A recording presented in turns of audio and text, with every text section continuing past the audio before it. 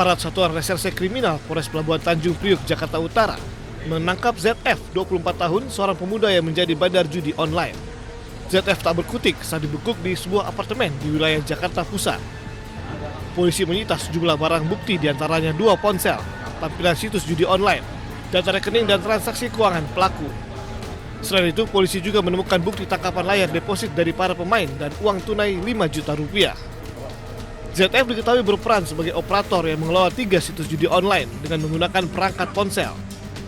Ia mendapatkan keuntungan dari setiap deposit yang dilakukan pemain, baik dari nilai setoran maupun presentasi keuntungan yang diperkirakan mencapai ratusan juta rupiah sejak 2024. Modusnya yang bersangkutan ini membeli beberapa nomor WhatsApp dari platform media sosial.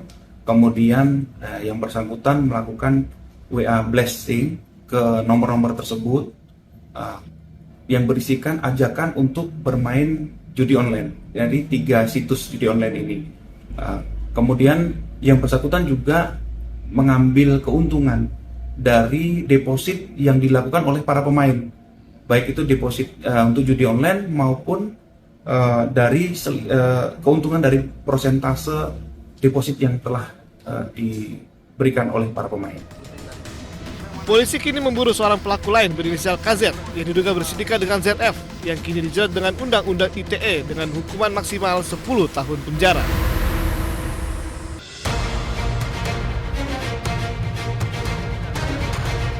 Didampingi kuasa hukum dan tim, salah satu penggugat Bangun Satoto mendatangi Pengadilan Negeri Surakarta. Tujuannya untuk mengurus berkas pengajuan banding. Banding diajukan secara resmi setelah majelis hakim sebelumnya menyatakan gugatan tidak dapat diterima. Hari ini kami menyatakan banding dulu. Jadi untuk proses administrasi kemungkinan untuk BHT-nya berkekuatan hukum tetap itu sekitar tanggal 14 ya? 28. Oh 28. BHT-nya 28. Jadi sesuai administrasi sebelum itu kami nanti juga akan memberikan memori banding dan lain sebagainya untuk melengkapi administrasi banding. Banding ditempuh lantaran putusan Pengadilan Negeri Solo tidak menunjukkan pihak penggugat menang atau kalah dan putusan belum menyentuh pokok perkara yaitu terkait keaslian ijazah. Sementara Bangun Satoto menyebut kasus ini akan terus diperjuangkan. Sebagaimana tadi disampaikan oleh Pak Andika, sebagai warga negara yang taat hukum, menjunjung tinggi moralitas dan adat istiadat, kami menempuh jalur konstitusional, diantaranya lewat Pengadilan Negeri Surakarta. Sebelumnya gugatan terkait keaslian ijazah ini diajukan oleh sejumlah alumni Universitas Gadjah Mada melalui mekanisme citizen lawsuit. Namun pengadilan menilai gugatan tidak memenuhi syarat formal sehingga tidak dapat diterima. Dari Solo, Jawa Tengah, Septiantoro, iNews melaporkan.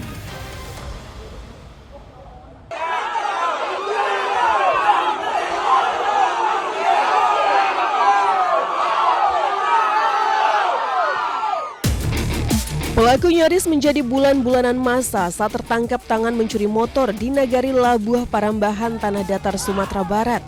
Amukan warga pun memanas saat pelaku hendak diamankan polisi dari kantor Wali Nagari Labuh Parambahan. Peristiwa ini bermula saat warga memergoki pelaku mendorong motor hasil curian.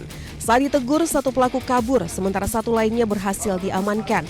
Pelaku yang sempat kabur akhirnya ditangkap warga di Kecamatan Pariangan saat kembali hendak beraksi dengan motor curian lainnya. Dari hasil pemeriksaan, kedua pelaku merupakan residivis curanmor yang telah berulang kali beraksi di wilayah Tanah Datar. Bahwa ternyata dia hanya orang yang mengantar pelaku pencurian sepeda motor. Lalu satu temannya lagi ini kabur. Tersangka yang kita amankan dan kawan yang melarikan diri tersebut berada di daerah wilayah hukum Polsek Pariangan dan berhasil diamankan oleh masyarakat. Selain kedua pelaku, polisi kini masih memburu satu pelaku lain yang terlibat.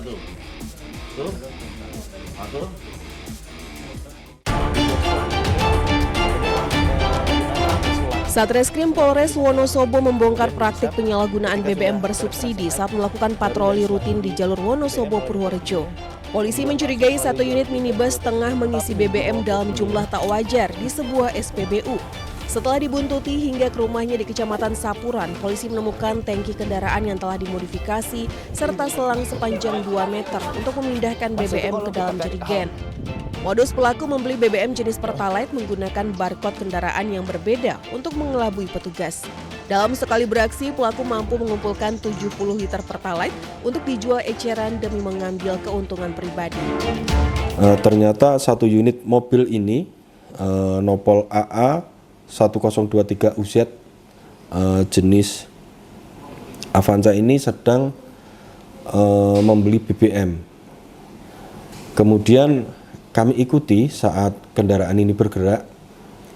Sesampainya di rumah pelaku, jadi kendaraan berhenti, pelaku langsung memindah muatan BBM ini ke dalam drum-drum yang telah disediakan.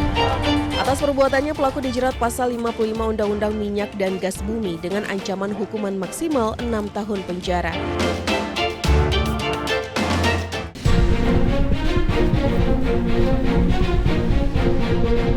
...1.727 unit kendaraan diketahui telah dikirim ke Timor Leste melalui jalur ekspor dengan menggunakan dokumen fiktif.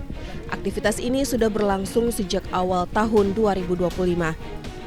Kasus ini terungkap setelah petugas menerima informasi adanya pengiriman kontainer berisi kendaraan tanpa dokumen kepemilikan sah atau hanya dilengkapi STNK.